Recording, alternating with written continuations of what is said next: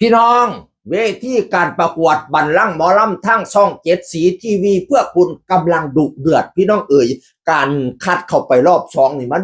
มีสองอย่างดิพี่น้องตอนแรกนี่ทั่วประเทศเพิ่นสิคัดก่อน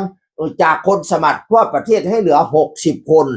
จาก60 คนการคัดเข้าสู่รอบสองตอนแรกนี่ให้ดูจากยอดวิวของ60 คนผู้เข้าประกวด60 คนน่ะเข้าไปดูใครยอดวิว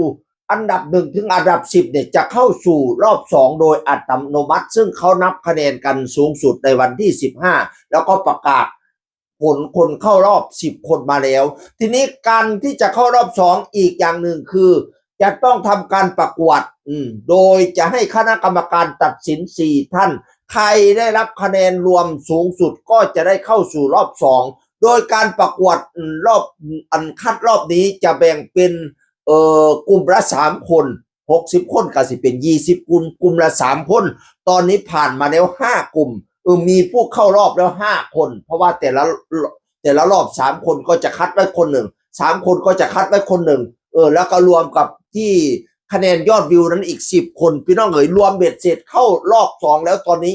15 คนเด้อแบ่งเป็นกลุ่มละ3 คนกลุ่มแรกนั่นก็จะมีตั้มอนันตชัยพอตเตอร์ธนรัตน์เมกอมอนเทพผู้เข้ารอบผู้แรกนั้นตั้มอนันตชัยจากปฐมบันเทิงศิลป์แต่ว่าพอตเตอร์ก็ได้จากคะแนนยอดวิวก็ได้เข้ารอบแรกเหมือนกันพี่น้องเอ๋ยกลุ่มที่2ก็สิมีนิวตันชาญนวัฒน์เล็กอนุชาจากใจเกินร้อยไพธนพลจากสั้นเล่าบันเทิงศิลป์ปรากฏว่านิวตันเข้าสู่รอบ2 คนที่2ประเภทแข่งขันพี่น้องเอ๋ยบัดนี้กลุ่มที่3ประกอบด้วยเซียนจินไตโน้ตอดิศรหนึ่งเดียววชิรวิทย์คนที่เข้ารอบประเภทการแข่งขันนี่คนที่3ได้แก่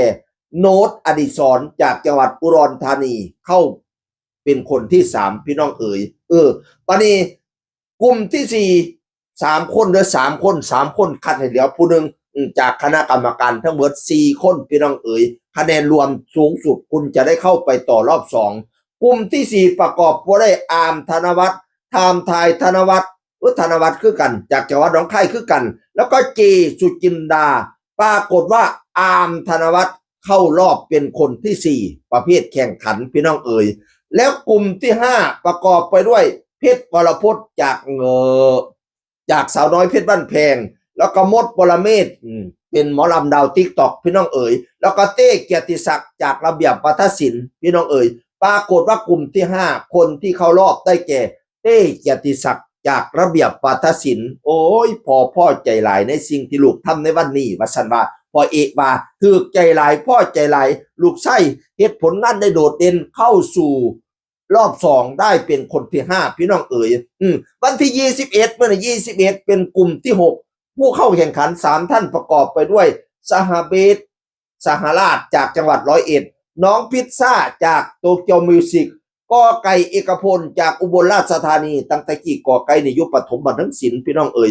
วันนี้จะคัดว่าใครจะเข้ารอบได้เป็นคนที่6ประเภทแข่งขันเนาะมันมี2ประเภทคือประเภทแข่งขัน